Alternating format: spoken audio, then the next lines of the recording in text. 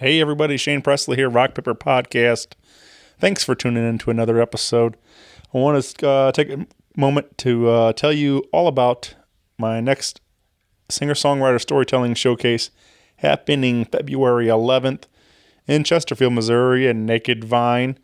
And I will be bringing along Justin Johnson, Hal Pascal of Cherokee Moon, and Stephen Woolley.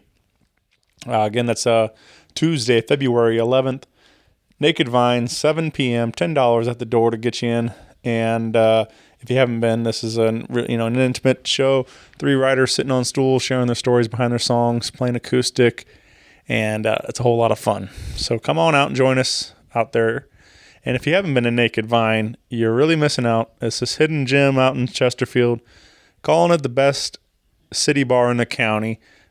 Serving up all kinds of wine, whiskey, tequila, and local craft beers, and all sorts of great live entertainment happening out there on Thursday nights now. They are doing a vinyl spin, so join them out there, bring along some of your favorite records, and be a part of that. And then on Friday, January 24th, Diesel Island returns, and Saturday, January 25th, Nick Barbary Band. Hope I'm saying that right. You can find all details and more at nakedvine.net. Be sure to follow along on Facebook, Twitter, and Instagram. And you're gonna have a real good time out there, so check it out. Also want to say a quick thank you to Heil Sound for their support. Visit heilsound.com today. Recording this intro on my new PR4D microphone. Been really loving this mic and having a lot of fun with it. So check out heilsound.com today. Also, big thank you to Roughneck Beard Company and American Rambler, located in Maplewood, Missouri. They'll have all your fine beard products, anything you really need for grooming. You got your junk powder, you can get your beard balms, you can get your all sorts of different products. They got beard oils infused with CBD products and infused with coffee. I mean, whatever you're into, you can probably find it over there at Roughneck Beard Company. You can visit the shop again, as I said, Maplewood on Manchester, or you can shop 24/7 at roughneckbeardcompany.com. Use my code RPP15 for an exclusive 15% off during checkout. Again, roughneckbeardcompany.com or americanrambler.com. And you can follow both of those companies on Facebook and Instagram. Get involved with them. So that's it for me, everybody. Thank you for listening. Thanks for keeping up with all the shows, keep up with all my sponsors. That's how we keep the show free. So show them some love. If you're interested, I do have hats. I have t-shirts, new stocking caps on the way. And if you just want to reach out and say hey, or tell me what you're listening to, anything, feel free to reach me at rockpaperpodcast@gmail.com. I would love to hear from you.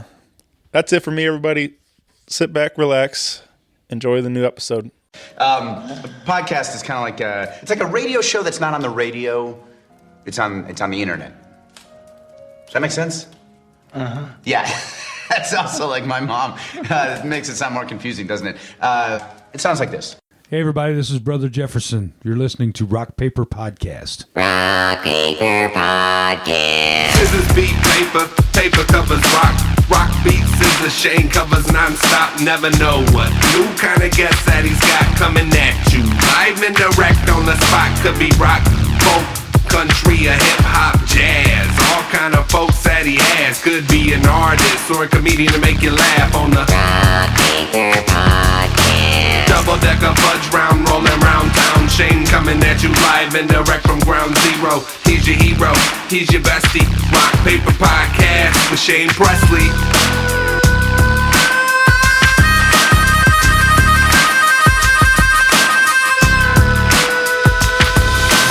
Rock Paper Podcast. Hey, everybody. Shane Presley here, Rock Paper Podcast, coming to you from St. Louis, Missouri.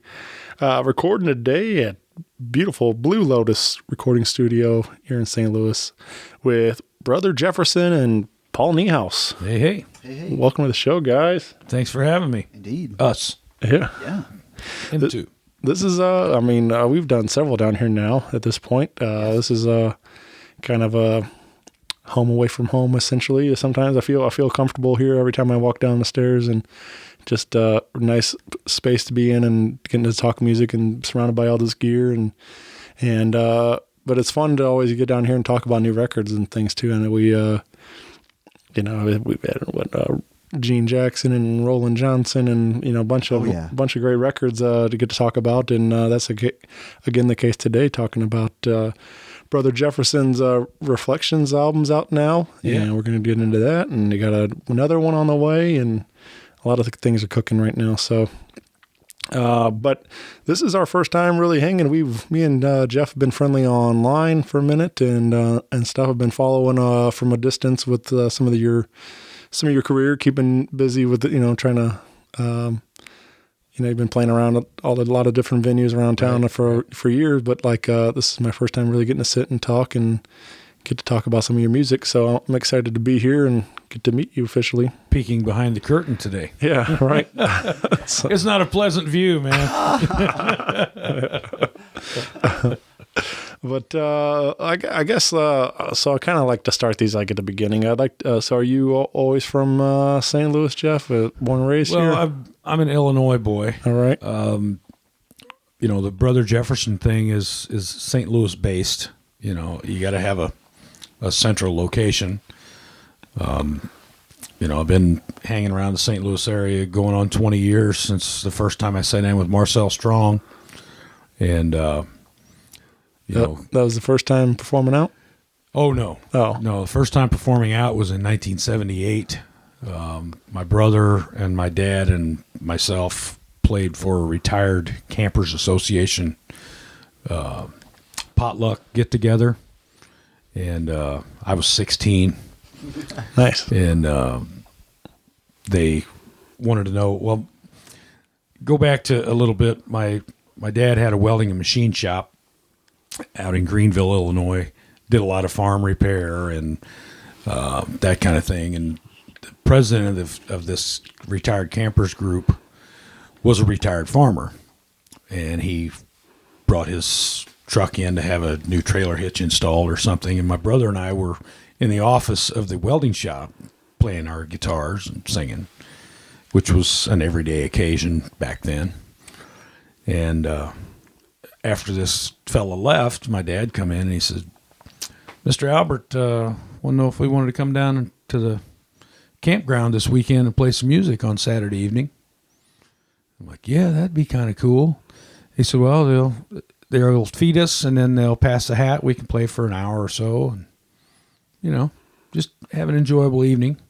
So we went down there and, played about an hour and a half. And, you got like 40 of these retired farm women that were cooking at a campsite. So the food was just knock you out, man. Right. And they just ate up what we were playing old standard country stuff, from the 60s and 70s, because that's kind of what we started out doing. And they were eating it up and clapping, and then they passed the hat at the end of the night, and we come home with $65 to split between the three of us. Man. And I'm thinking, this is what I want to do for a living, Yeah. And that I'm pretty narrow-minded when it comes to that part. But that was kind of the beginning. Yeah. My brother and I did a little bit of gospel stuff. We were raised in the Baptist faith and kind of got a little bit of that started before we ventured off into, learning some of the country stuff and putting a band together eventually, all that kind of thing. So, but that was my first official paid gig was in 1978. Nice. You said Dad played too? Yeah. And so I guess he's the one that kind of helped you. Yeah.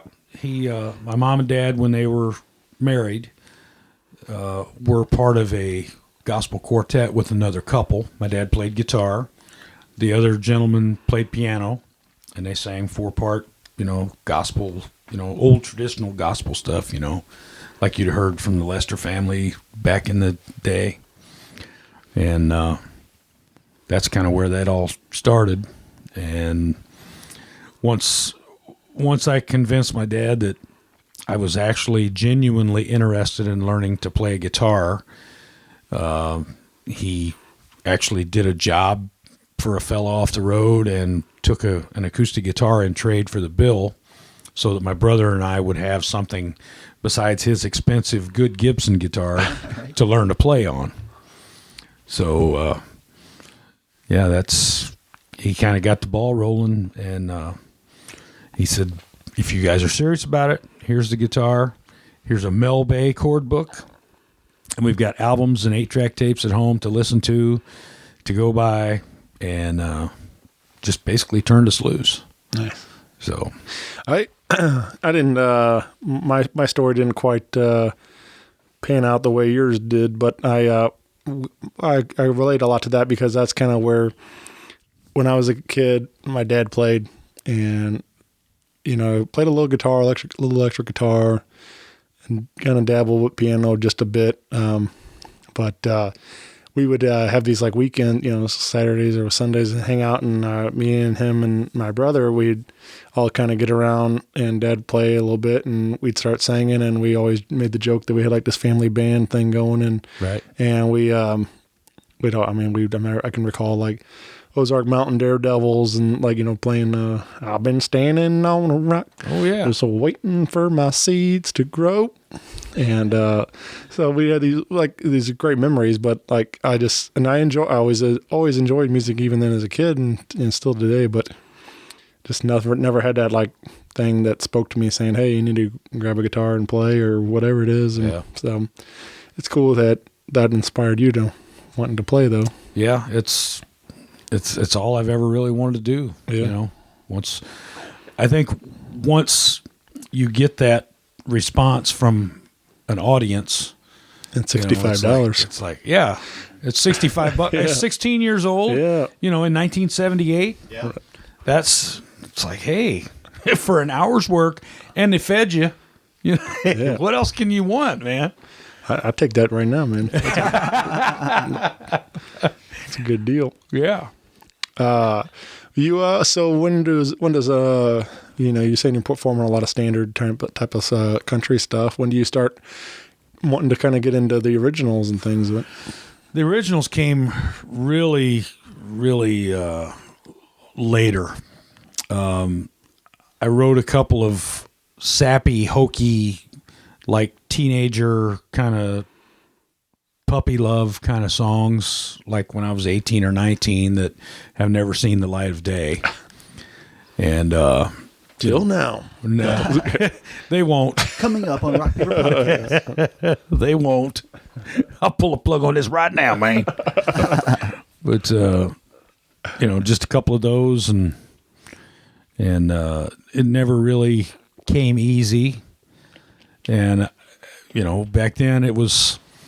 We were, my brother and I started the band, and, we started out playing what I call traditional country.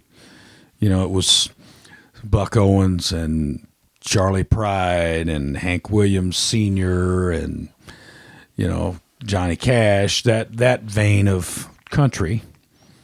And then it kind of started expanding into a little bit of Southern rock stuff. My brother was a big Skynyrd fan, and we kind of butted heads for a couple of years because as we started developing our skills a little bit more and getting more gigs and that kind of thing, he's like, we need to play Gimme 3 Steps. And I'm like, we're not playing that because, we were a country band. We're not playing that. We're a country band. Well, finally I caved, and we learned to do that. And then, that led to another song. And, then I became a Hank Williams Jr. fan, and he was kind of putting a rock into the country thing that he was doing, and fell in love with Charlie Daniels and Marshall Tucker. So all of that stuff kind of made its way into what we were doing, and covers. And, along along those lines, my mom's brothers and one younger sister, quite a bit younger than what my mom was. And, so when I was 11, 12, 13 years old, I would go to my grandma's, and then they had a recreation room with a record player. Well, my two uncles and aunt would go to town and buy the latest 45s. Back then, every week there was new 45s at the bargain store. And they were into Creedence, Blood, Sweat, and Tears, the Guess Who, that kind of stuff. And if you do your research, those guys are, affected or influenced by a lot of blues. So, people ask me, when I started getting into that. Well, indirectly, I was 11, 12, 13 years old and hearing these blues-influenced rock guys. Right. And, the whole thing to me, or for me, is,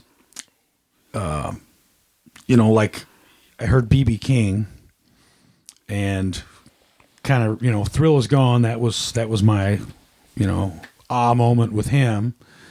So you start at that point and then you go backwards, you're like, well, where did this come from? And what did he do before this? And who influenced him? And it's, it's been the same way. I've been a Creedence fan for years. John Fogerty has always said that he's been influenced by blues writing, and, a lot of these rock and roll guys like, Rolling Stones, they give credit to Muddy Waters. And, Sure. So, I started out listening to, doing the B.B. King and liking some of the early Stevie Ray Vaughan stuff and some of those guys. But then you see who their influences were, right. like Stevie with Albert King and, that kind of thing. And then you go back to, the Robert Johnson stuff and the Lead Belly, and, you start at today, and then you go back and learn the history and where the influences came from. At least that's the way it's been for me. Yeah. I've discovered so much good music that way. You naturally want to know where this person, where did that come from? Sure. Or there's like a cover, somebody does a great cover and you're like, well, yeah, but have you ever heard the original version of that? And right. Like, so many people just assume that they're, what they've heard on the radio is the original sometimes. And I'm like, no, that right. song's been around forever. Well, like Before You Accuse Me, that was one of our favorite Creedence songs. So my brother picked that as one of the songs that he wanted to sing when we were, playing live. Well, we had been doing that song at bar gigs for 6 or 7 years when Clapton cut it and put it on his From the Cradle or wherever that was at. And people were like, oh, you guys doing that new Clapton song? It's like, no, it's a Creedence song. Well, then you dial it back and, well, no, it's a Bo Diddley song. Yeah. So it just kind of, everything just kind of falls that way, it seems like. Yeah. And there's another one that was played around the house a lot too, is Bo Diddley. Those were, remember that collection? I don't know, they had a greatest hit CD or whatever it was, but I remember those songs just being like so much fun and catchy and just like, but yeah, of course, then it led to like, I remember, hearing George Thorogood covers of right. those songs and stuff, Judge a Book and stuff. But yeah, anyway, yeah, there's so many examples. Obviously, everybody's got to pay homage to their influences and stuff. And but anyway, we're talking about Reflections. I mentioned this is available now everywhere digitally. We do have physical copies available and everything. But I wanted to play a song from that record, and this is one I picked that I thought was a lot of fun. Just kind of getting into some of that. I feel like encompasses exactly what you were just talking about, some of that kind of rock and stuff in right. there. And this is a song called Hey, Hey, Pretty Mama. And again, available on Reflections right now. But anything you want to add around this particular track, Jeff? No, man. Spin it. Yeah. Let's hear it. 1, 2, 3.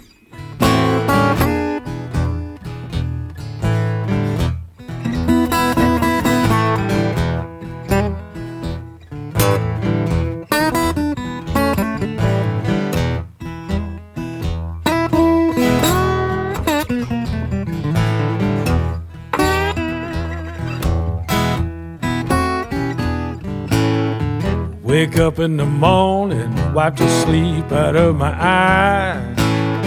Roll out of bed, began to realize. Look in the mirror, what do I see?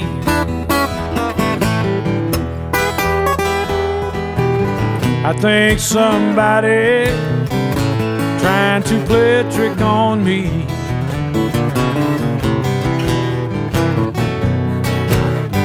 This getting older is not a weak man's game. I know looking back, things will never be the same. Look in the mirror,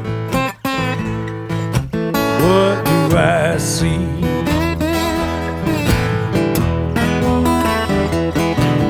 I think somebody trying to play a trick on me.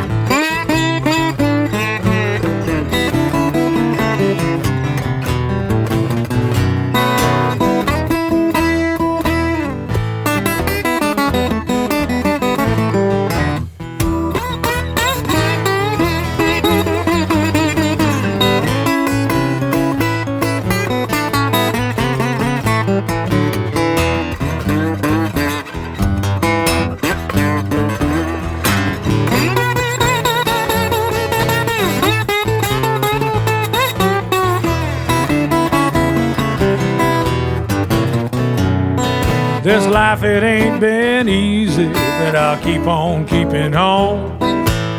Try to keep my head up, hope a new day dawns. Look in the mirror, what do I see?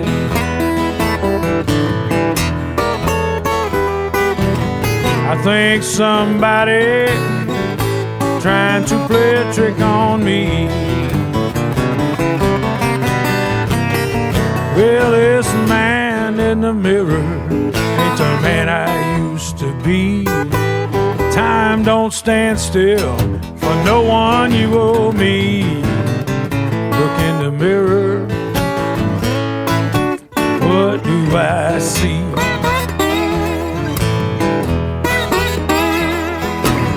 I think somebody trying to play a trick on me. Oh yeah, come on,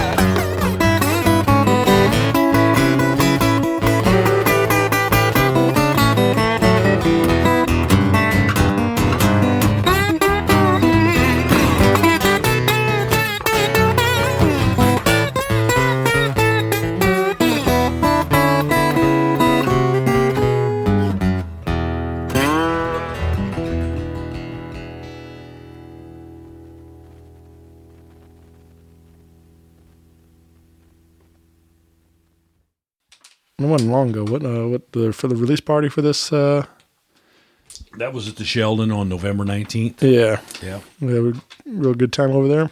Yeah. That's such a neat room, man. That's Yeah. like, I remember one of my favorite moments over there. I went to see Amos Lee played over there, with his band, and like he stepped in front of them monitors and the microphones and just like sang out, and just like you could have heard a pin drop in that room, and he was just like belting it out, and it was like so pretty, and like just but that room is like just set up perfectly for the acoustics like that, and it was really something special. Yep. It's a gem of St. Louis. Yeah, for sure. So, but we do, like I said, these physicals available. Can we get those any of the upcoming shows? And Yep. Got them at all the shows. That as well as my back catalog. do we got? Are they available on the website too? Or Available from the website, jeffchapmanmusic.com. It's also available on CD Baby. You can get your digital fix through there. Yeah. And then all of the big names, which I won't give them. I won't give them any shout outs. They know who they are. But yeah, all that's up and running. Yeah, nice. Well, we do have one big show. A couple big ones, obviously, we got to talk about. But this is a fun one coming up. January 24th, you will be at one of my other favorite rooms in town, off Broadway. Right. And this is are we just calling it? It's called right now a Night of Blues. Okay. So- But it's like a Blue Lotus kind of showcase, essentially, too, Yeah. right? Yeah. Yes, it is. So we got Bob Kamoske, we got Jake Curtis Blues Band, and Brother Jefferson with a Big Rich duo. Right. So, that's gonna be a fun night for sure. A lot of variety there, yeah. Bob will be doing his electric guitar thing, and Jeff and Rich will be a duo featuring Jeff's amazing voice and Rich's amazing guitar playing. Right. In an acoustic setting. Acoustic setting, Right. that's right, 2 acoustic guitars. And then Jake Curtis Blues Band will do an electric blues set, and then at the end we'll have a jam, free for all, who knows what. Yeah. So, Yeah. I'll be moshing. yeah. Not really. Break dancing. If I dance, I tend to break things. Right. That Rich, he's one of the best. That guy is super cool and a hell of a guitar player. Yep. No doubt. So it's a lot of fun to watch him play. I don't know that I've ever seen him play an acoustic, but that sounds interesting. I'd like to come see that for sure. He does a great job. We did one of these quite a while back now. Green McDonough Band and stuff. We did one for that record and things. Right. So I think we'll probably get Rich on here again. But he's I don't know if I don't think he's shy, because he obviously on stage he comes to life. But like when sometimes on the microphone and stuff, he don't seem to want to talk a whole lot sometimes. And That's true. He's a guitar player that doesn't sing, so yeah, Right. he speaks through his guitar. Right. That He is shy. Yeah. A bit. A little bit, yeah. But there's a lot. That's the thing. Like doing this show long enough now, like you learn everybody's got all these different personalities and stuff, and like, but there's a lot of people like Rich that like, on stage they're all taking in the spotlight, doing these crazy solos and all these things and stuff. But then like off stage, like they're real quiet and they're, you wouldn't even tell that they're or that opposites and stuff like that. Right. But so anyway, he's a funny guy. Oh, yeah. Once you get to know him, he's got a very comical side. yeah, For sure. But if he's out of his element, he's pretty much silent. yeah, Yeah. but he's But you put a guitar in his hands, man, and yeah. Oh, yeah. he just lights it up. Look out. Yeah. Yep. I'm very fortunate to be able to, work with him. If we go back to, I said something about sitting in with Marcel Strong.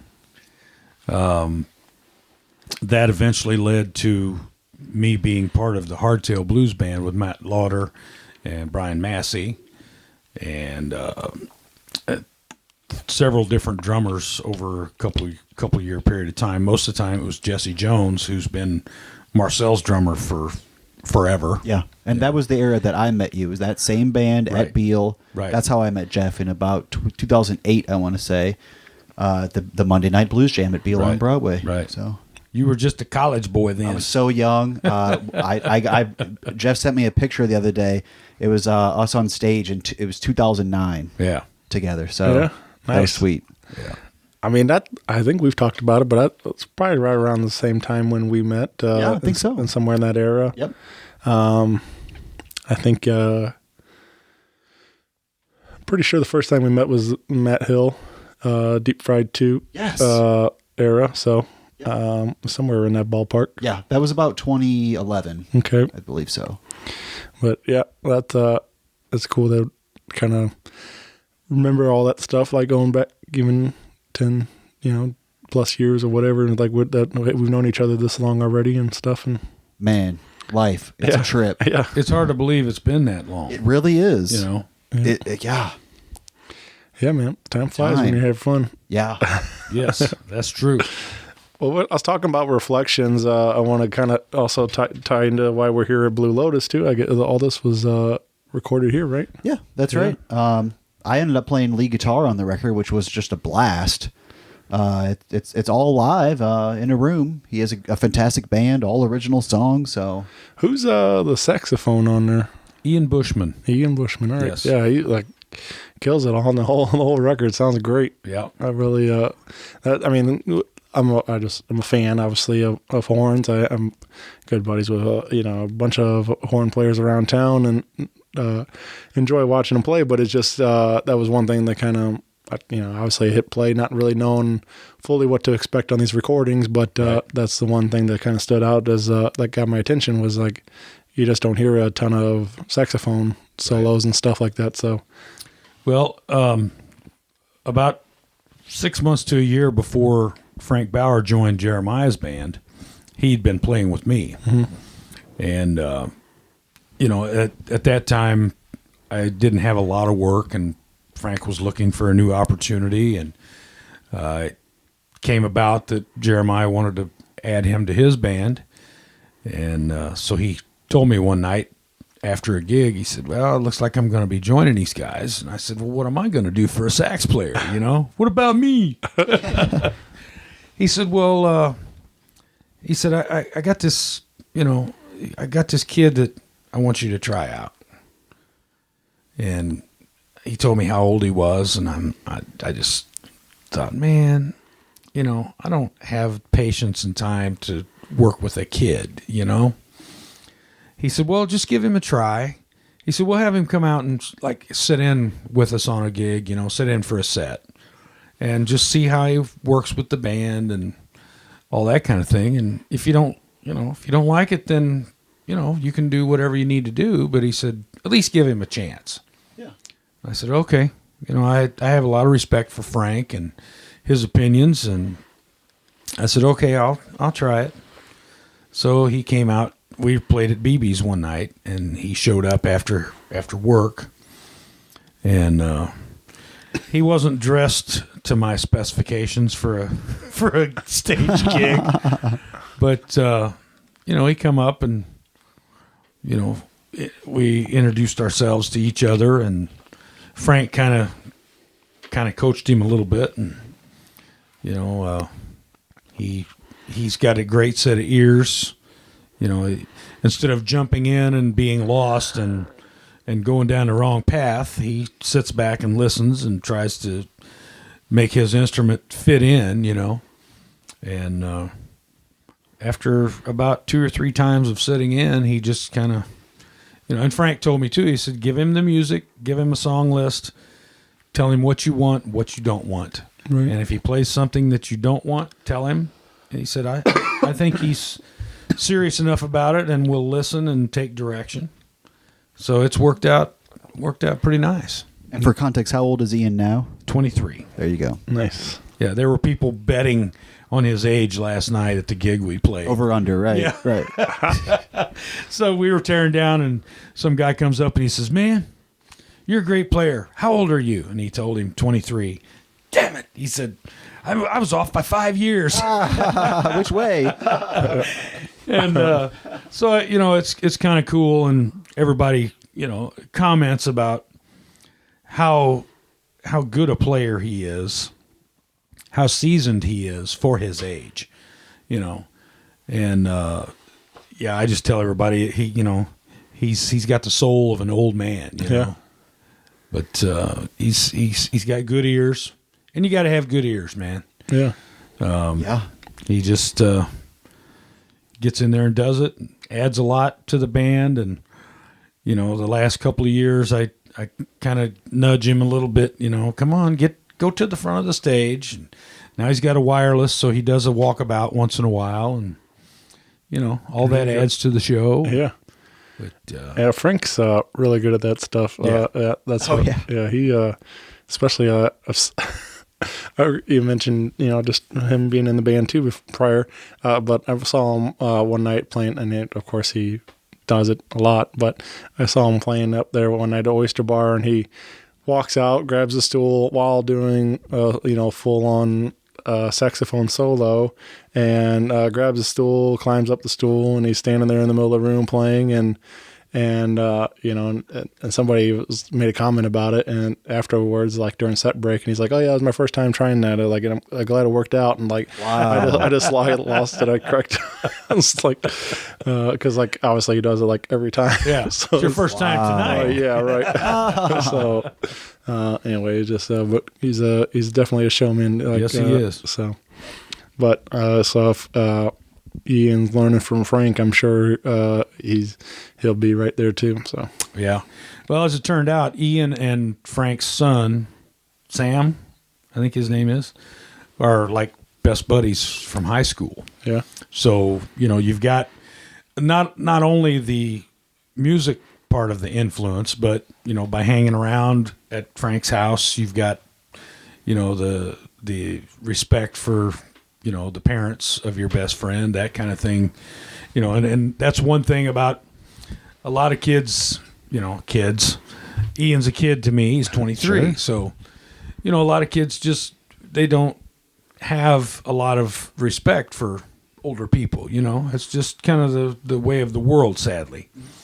But he is very respectful, no matter what situation he's in. So, yeah. Paul, you want to speak to as far as recording at this record and production wise? I mean, and of course, as a guitar player on the record too, is there anything that when Jeff brought this in, did you guys have to?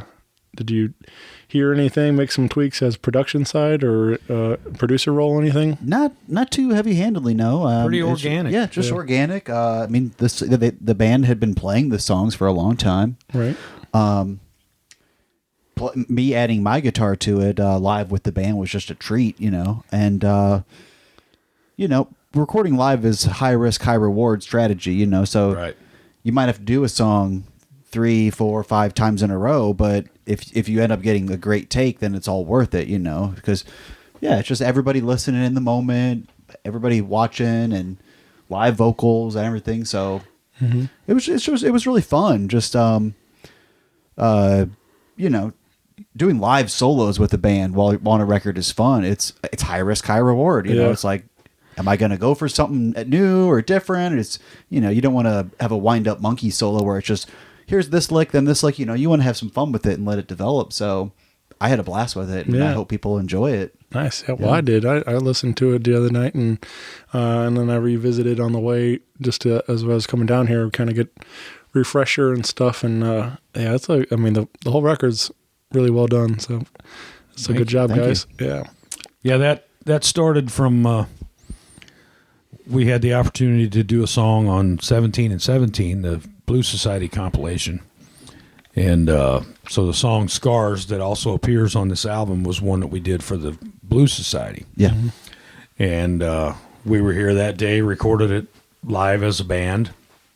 And, at the end of that session, I felt so good about it, and I told Paul, I said, if and when I do another project, I'd like to do it here this way.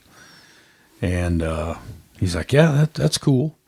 And I had no intention of, and I didn't have a lot of material ready and really had no timeline set. So this album just, in about a 3-month period of time in early 2019, became a little bit of an idea into, okay, let's schedule studio time. Let's figure out what we're going to do. Let's finish writing the rest of the songs we need, blah, blah, blah. So it happened. Happened pretty quick, yeah. Real quick. You mentioned 17 and 17, but you also have a track on 19 and 19. Yes. And that's with Big Rich. Yes, that's Brother Jeff and Big Rich. And then that's a track called The Mirror, which also appears on Reflections, but with the band. But you guys, you have that on the duo version on 19 and 19. That's right. Acoustic duo version. Yeah. 1, 2, 3.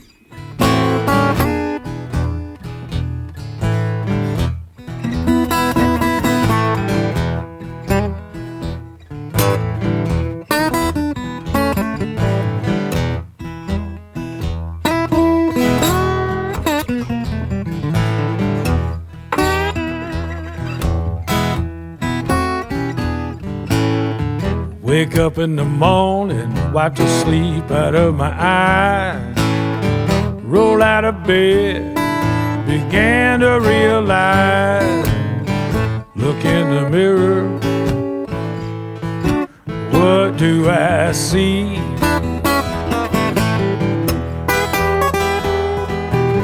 I think somebody trying to play a trick on me.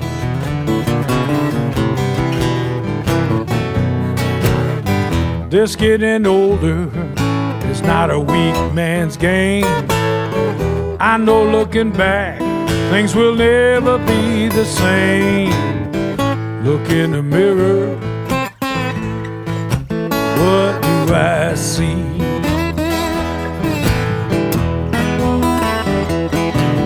I think somebody trying to play a trick on me.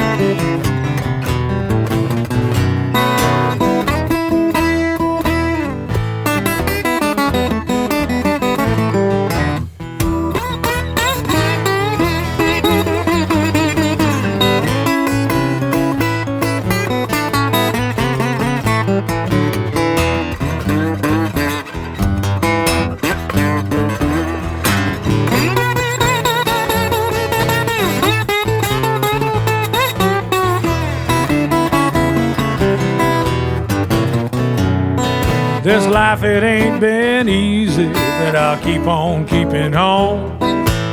Try to keep my head up, hope a new day dawns. Look in the mirror, what do I see?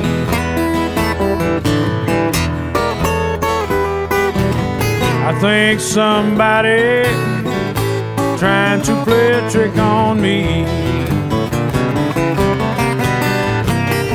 Well, this man in the mirror ain't the man I used to be. Time don't stand still for no one, you owe me. Look in the mirror, what do I see?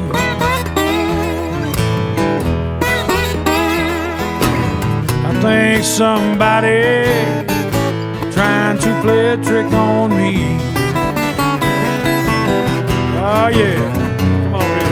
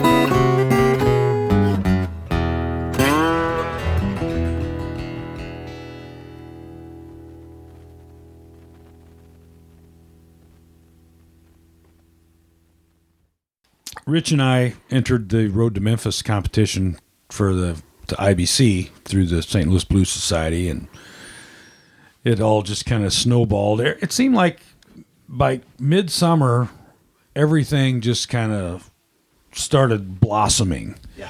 You know, the IBC thing came about, getting the studio things together for Reflections.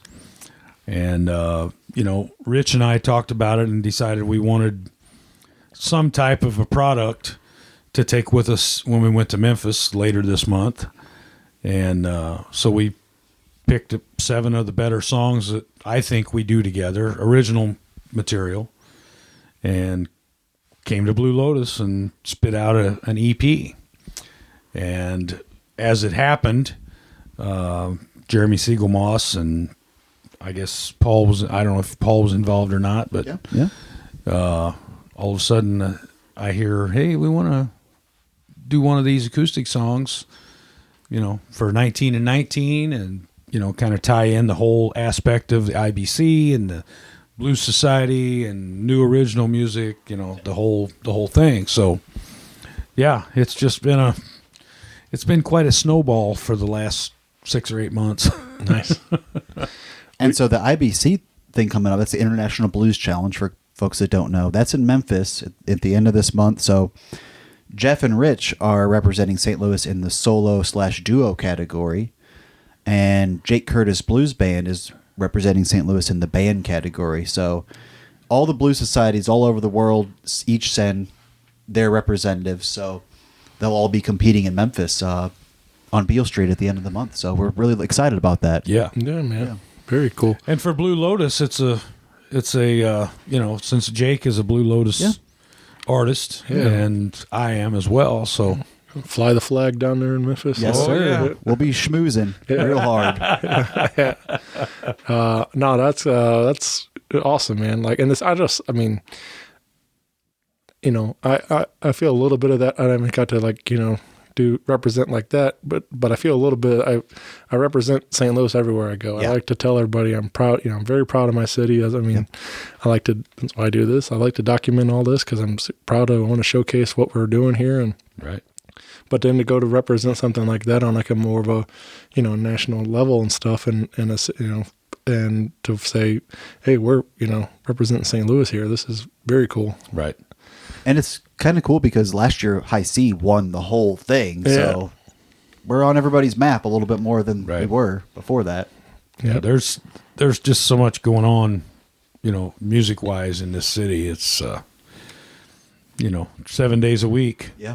You know, you can catch afternoon matinee shows, you can catch late night stuff, and it's if you refer to the compilation CDs that the Blues Society has been putting out, and you go and see all of the different, even though Brother Jefferson was on there in 1717 as a band, now Rich McDonough and myself as Brother Jeff and Big Rich, you know, it's new music, it's a new flavor, you know, because we're doing that stripped down, 2 acoustic guitars, 1 vocal. That's it. Yep. You know, so, and like we were talking earlier before we started the cast here, there's so many, let alone so many people, so many artists around St. Louis that are working with their own projects. There's a lot of combination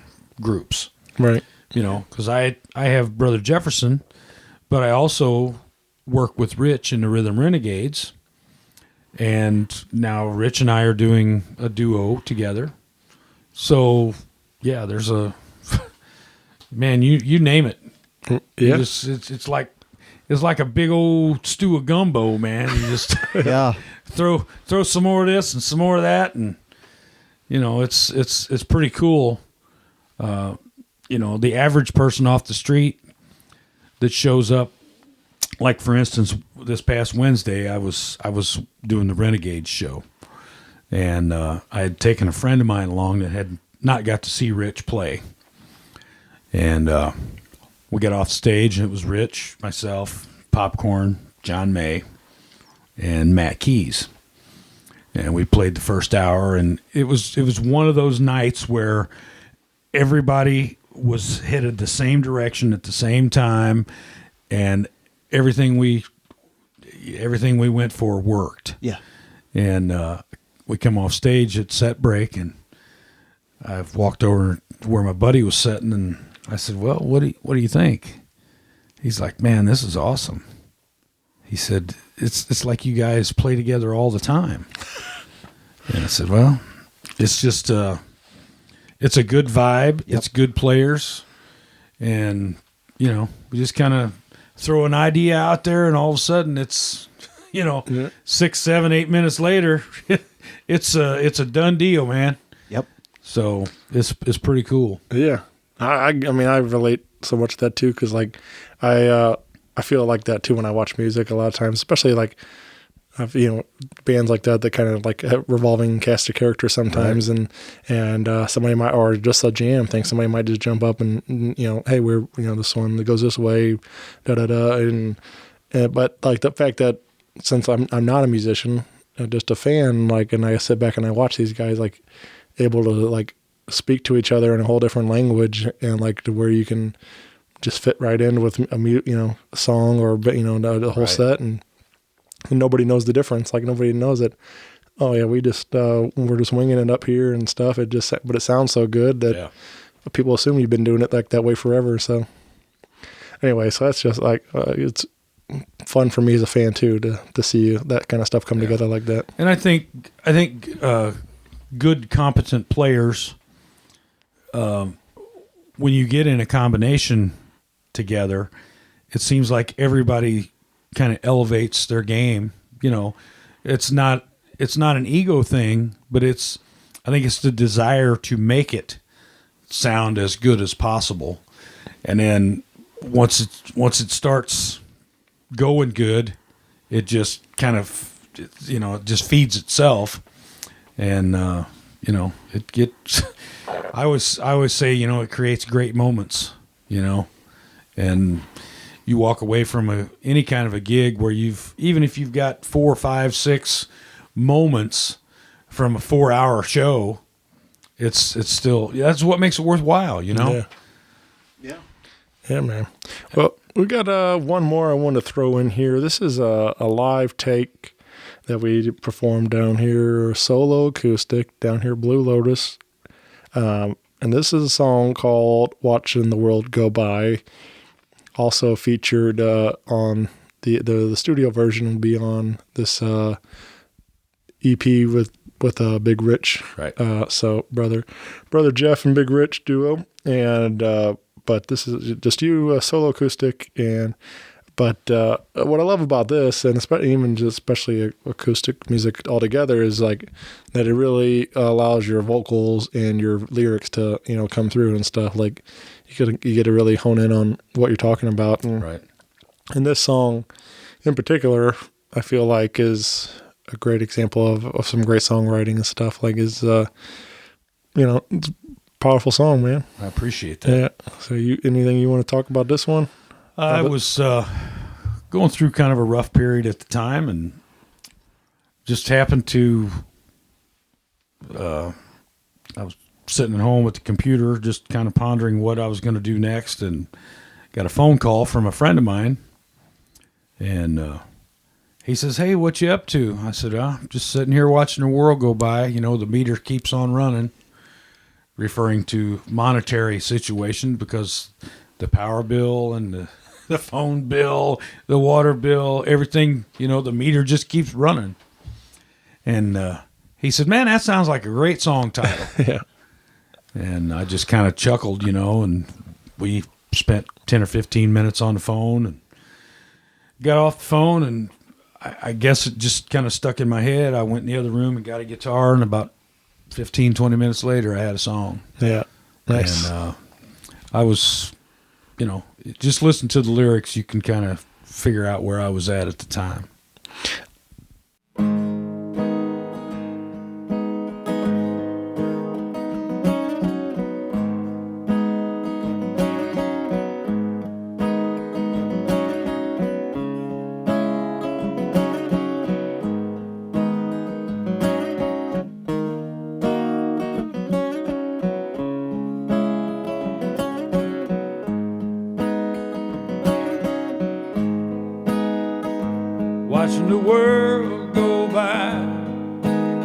meter keeps on running. Another day goes by. The world just keeps on turning. It's hard to keep your head up. Everyone knocks you down, watching the world go by. Watching the world go by.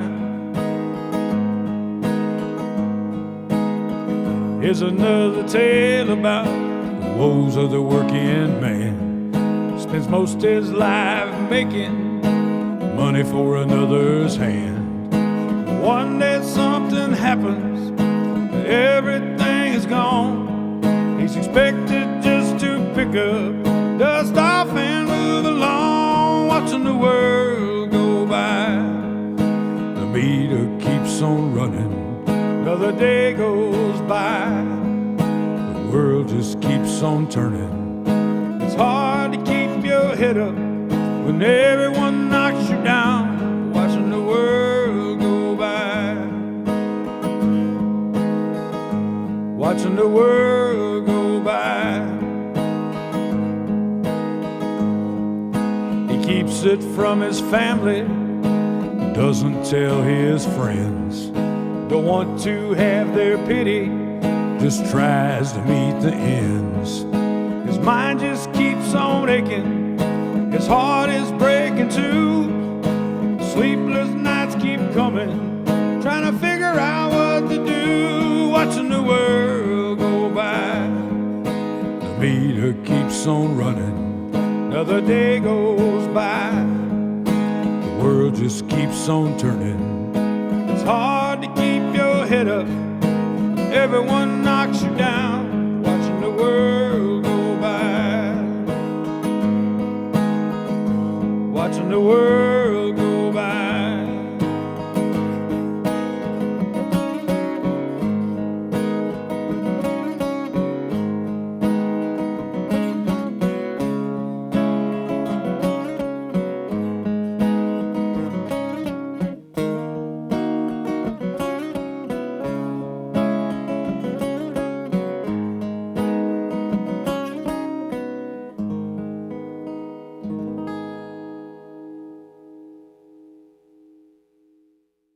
So many great stories like that, you know, if all of a sudden it just hits you and like you can write in 10, 15 minutes or whatever. And it's like, those are the ones that stick around forever. Those are the ones that are celebrated for years and things and that everybody wants to hear and over. And it's funny how that works sometimes. You can spend all, you know, time getting one right. But then all of a sudden magic hits one time and it all just, you know, all happens, pour out at one time. So, Right.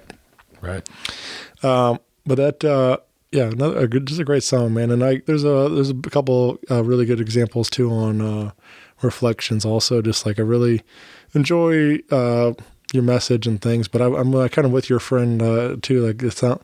I have a working theory that you kind of hang around an old man long enough, you're going to hear like these. They just speak in these like one lines that are like I'm like that's a hook in a song, man, right there. Right. So I did there's just so many of them, but like I haven't been able to like fully apply it to myself and be able to write these hit songs. But like there's so many times where you just say something naturally, but it's like, oh man, that's there you go, that's your hook right now. Right. Like so. Right. Natural. Yep. So I'm glad that you could help you realize that and capitalize off of it and everything and make it happen. So thank you. Yeah. Well, we got I guess we have an official date for this EP. Yeah, the EP actually drops on the 24th, same Okay. night as the off-Broadway show. So we'll have copies there that night. Yes, we will. And along with the rest of the everybody else Bob just put out new material. That's right. And Jake Curtis and everybody's hustling. We got a lot of people working real hard to Yep. So Definitely trying. A lot of great music coming out of this place, especially. Yeah. Not just this, the whole city, but a lot of stuff going on at Blue Lotus. Thank you. Yeah. 19 and 19. Yeah. Going to hit before too long. Yep. Yeah. Yeah. Those, like you're saying, man, just kind of going down the list of looking at those, it's pretty wild to think about like how much great music, and that's just blues. Like I mean, encompasses a lot of variety of blues, but like it's as a city as a whole. Like I mean, there's so much going on all over this place, but those compilations are a ton of fun to look at, and it makes me really proud of what everybody's doing and stuff, and how many people are working hard to make it all possible. So for sure, keep an eye out for 19 and 19 hitting your, hopefully hitting soon. Yeah, that'll be out in a couple weeks, and 20 and 20 we'll be working on this year, and that'll be the last of that series. So nice round number. There you go. Boom. Yep. Yeah, and 2020, the year and everything. Yeah, that's like pretty symbolic, of everything. So bring it all together, and that's an incredible feat, man. To think about like writing that many original songs. And we don't have it's not like a bunch of duplicates. Right. It's all sorts of variety of all kinds of different people. Like, Jeff said he's been on twice, but it's two different acts That's and right. stuff. So, but yeah, so it's pretty impressive to think about it though. Like, it's a lot of good things happening here in St. Louis right now. Exactly. Yeah.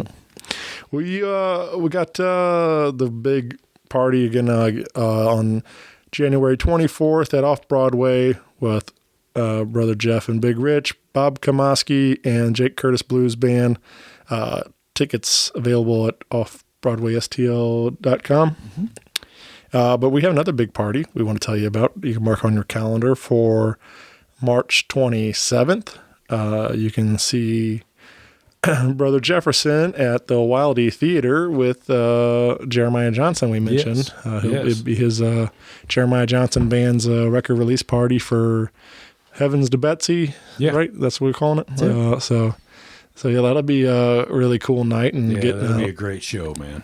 And then of course, in a nice theater setting, like it'll be really a real treat. Yeah, that I haven't played that venue yet. I've been to several shows there, but really looking forward to playing that theater, and been trying to work some things out with Jeremiah and the guys for the last few months, schedule wise. We've talked about it off and on, trying to do a double bill kind of thing together, or opening act, however you want to phrase it. And it's always, the conversation, and let's make that happen. Let's make it happen, and we'll work it out. And so it's finally coming together. And I think musically it's a good fit. Yeah. Neither one of the bands are what I necessarily consider a true blues band. We're heavily blues influenced. And I was talking to Mike Higgins the other day, and he made the comment that, you listen to one of my records, you listen to one of Jeremiah's records, you got a wide variety of material, and there's always going to be one or two that are pretty much straight ahead blues songs. Mm-hmm. But, we try to pay homage to what our influences are, and let people know that we do appreciate the art form, in its purest example. So, yeah, I'm looking forward to that show, especially. Yeah. I think you said something off mic too about people, you classified it original blues Americana, right? Yeah, original like Americana blues. Americana blues, yeah. But so I feel Americana is like the umbrella, like that it all kind of it falls under. It's like, there are definitely blues influence, there's country influence, and, between you and Jeremiah and stuff too. Like I feel he falls under that too. Like everybody wants to make sure it's like falls into a certain genre sometimes, and it's just hard to pigeonhole. Yeah, it's silly, right? But yeah, just it's all good music. That's all.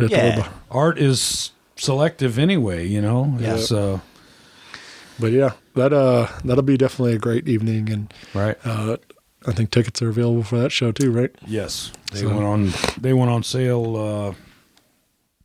It's probably been close to 2 weeks ago. Yeah, and it'll probably sell out because of the size of the venue. And I know when Jeremiah was there last year, he sold out. Yeah, get them while you can. So Yeah. Yeah. Yep, we guys, so you can get involved with Jeff online. Again, we mentioned jeffchapmanmusic.com is the central hub for everything. You can get the music there. You can, I'm sure, find the calendar and everything. Yep. And we also have Brother Jefferson on Facebook. Yes. You have the Brother Jeff and Big Rich Duo page on Facebook you can Yep. get involved in. And you said there was... Jeff Chapman Acoustic, Okay. because I do a lot of solo stuff. And also my brother and I still perform together in the Chapman Brothers. That sometimes is band, sometimes it's a duo, format. But all of that stuff's available on, from the different Facebook pages. Right. And all of anything that I do musically, as far as an event goes, is listed chronologically on jeffchapmanmusic.com. And I just updated that before I came here today. So everything on there is current, except one thing. I was just telling you about the Grant's Farm thing. Oh, right. And I had already turned my computer off and was getting ready to leave whenever I got confirmation for that. But Yeah. that'll be later this summer. Nice. We got the IBC challenge. Obviously, we're excited about that. Yes. But is there besides that, gearing up for the rest of 2020? Is there any some other big stuff you got any goals set for yourself or anything like that? I don't really have goals necessarily. Just try to, do more shows, more high-profile shows that will showcase the music, the original. That's the thing too. Going back to Frank Bauer, a few years ago, I had a sit down with him, and I said, I want to pick your brain because he pretty much was steering the ship with Alvin Jet years ago, booking and all that kind of thing. And I said, I had a list of questions for him, who do I want to be friends with and who do I want to stay away from when it comes to, like agents and things like that. And, Frank basically at the end of everything, he said, just be patient, but be persistent. Mm-hmm. And, he said, I think if you concentrate on your original material, you said you've got a good product, just focus on that and just follow it where it takes you.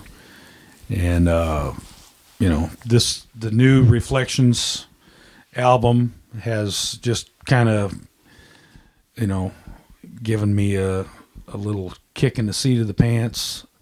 I feel like a lot of the back catalog is a good variety and, stuff that we've been playing for over 10 years since I put the first one out.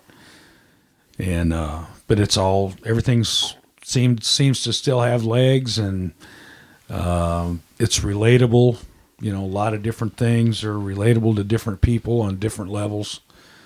So I just want to, keep, putting that stuff out at a high level. I want to give a shout out to the guys in my band, Ian Bushman on saxophone.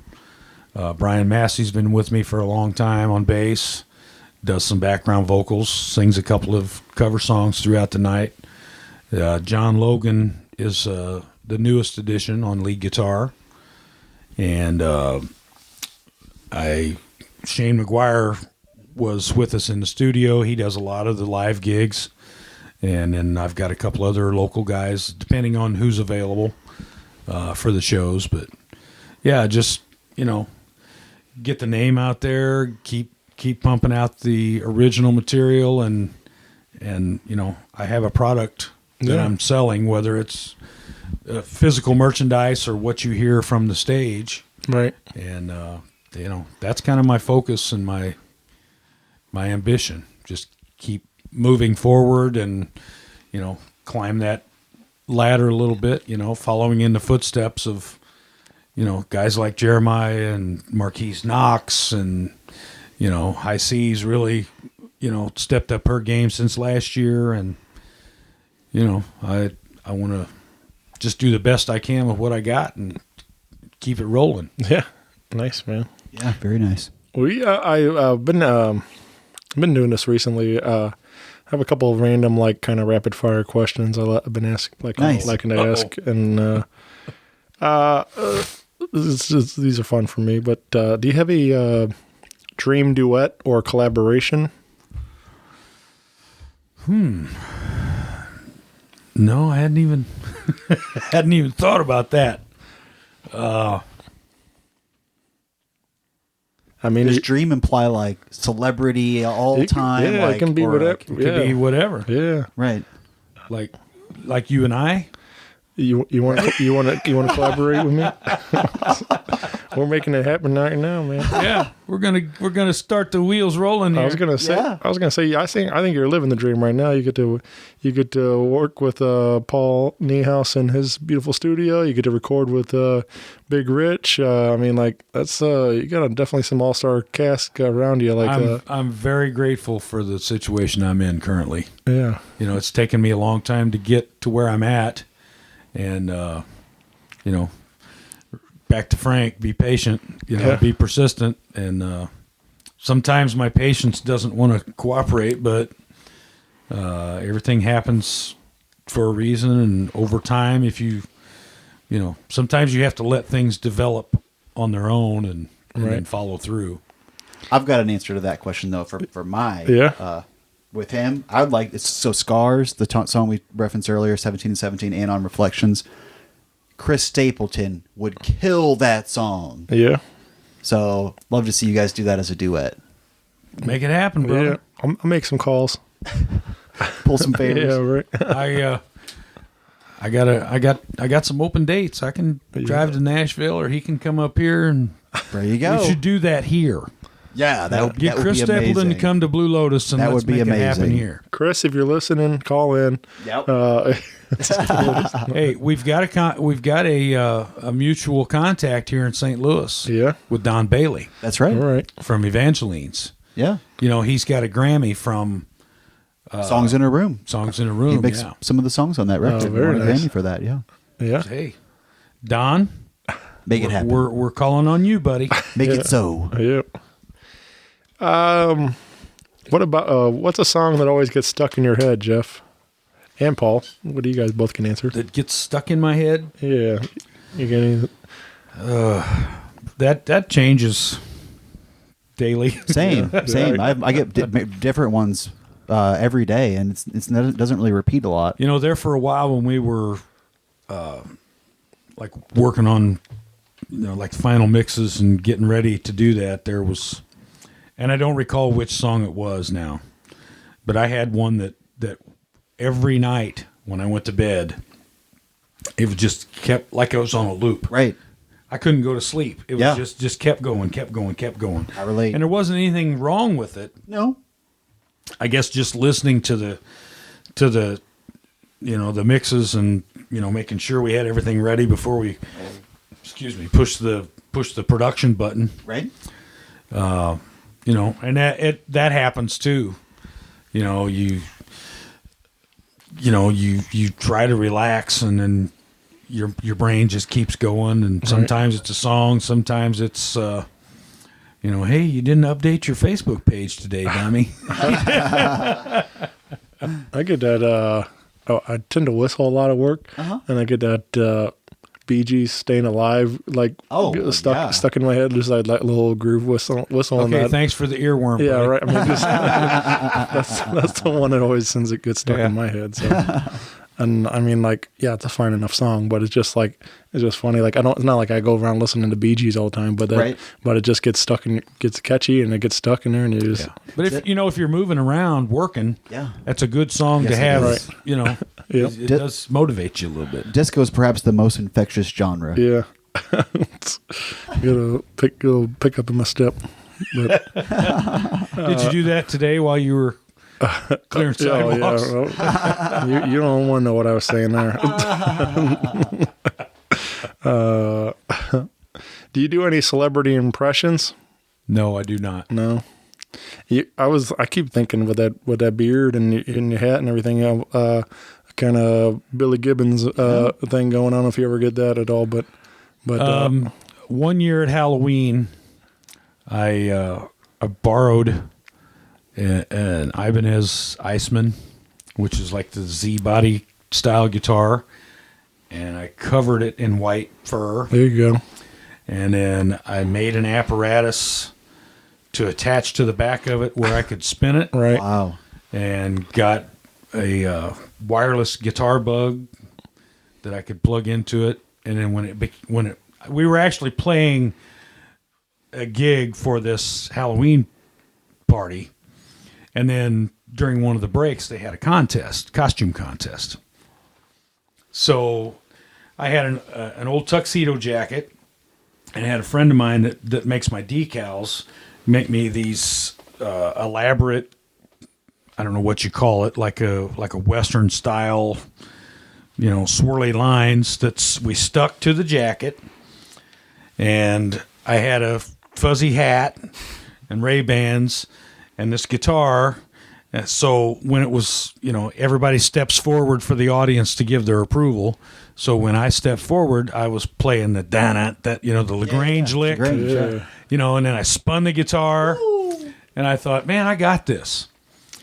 This kid that was playing bass for me at the time had a white T-shirt with black letters that said "cheap ass Halloween costume." Oh no! And he won. Get out of here! $100 cash, man. Man, unbelievable. Yeah. Man, I spent 4 days on mine.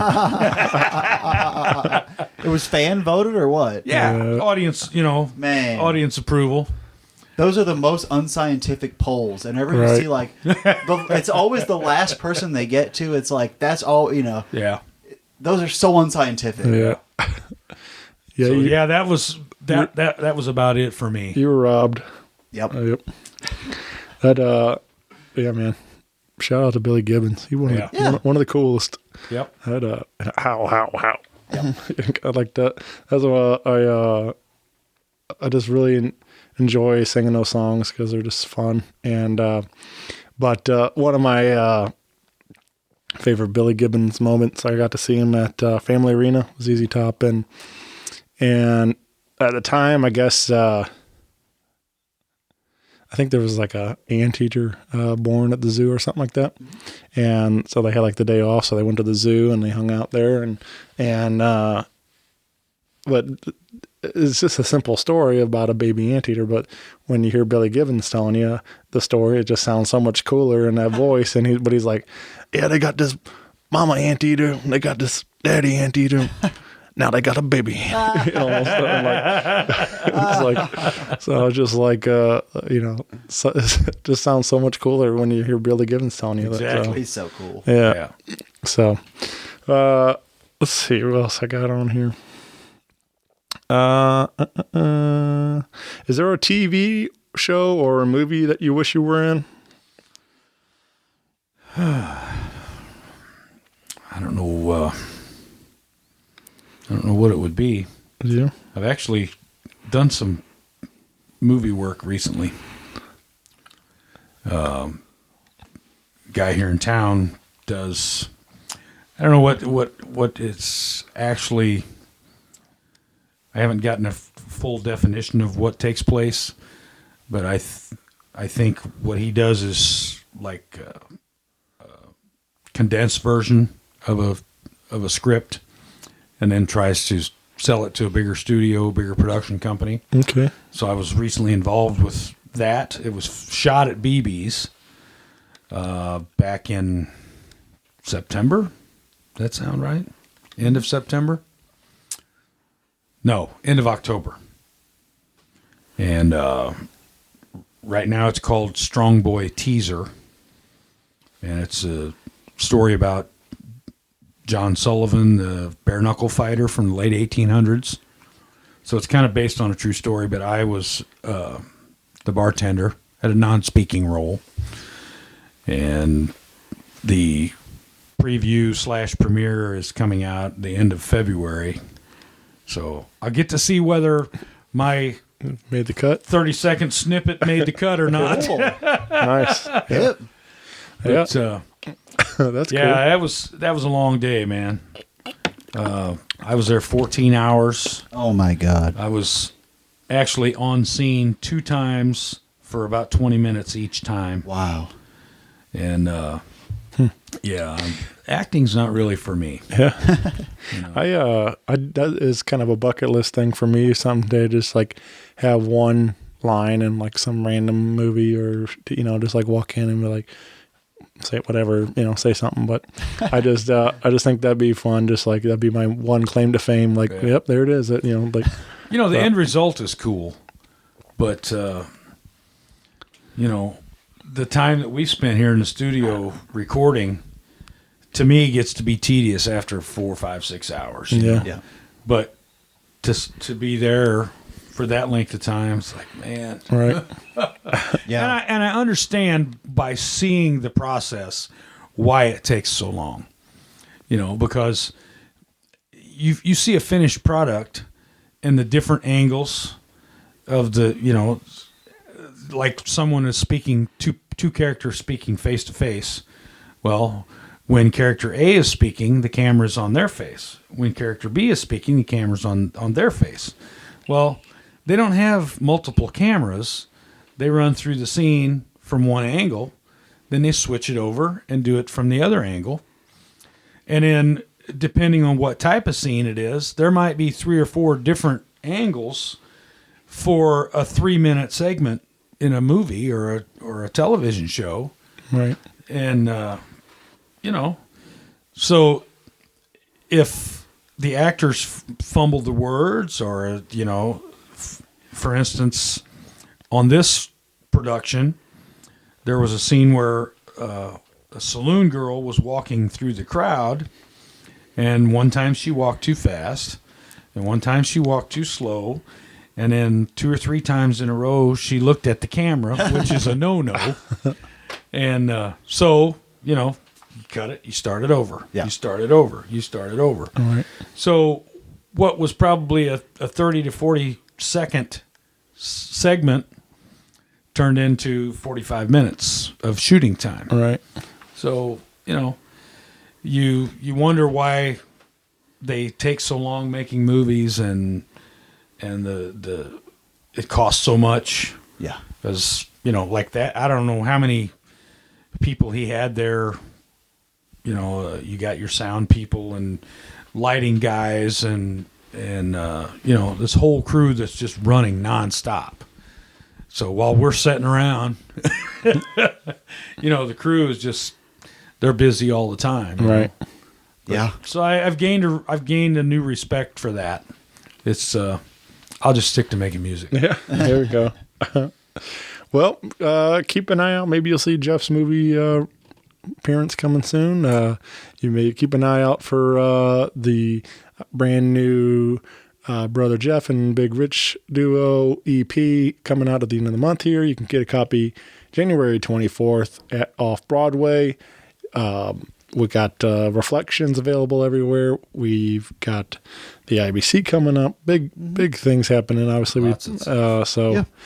Keep involved with everything at jeffchapmanmusic.com. Correct. And but I'm excited to see what else is in store for 2024, you guys. And but this has been really incredible, man. I really appreciate you guys doing this, and Appreciate you having me. Been a whole lot of fun.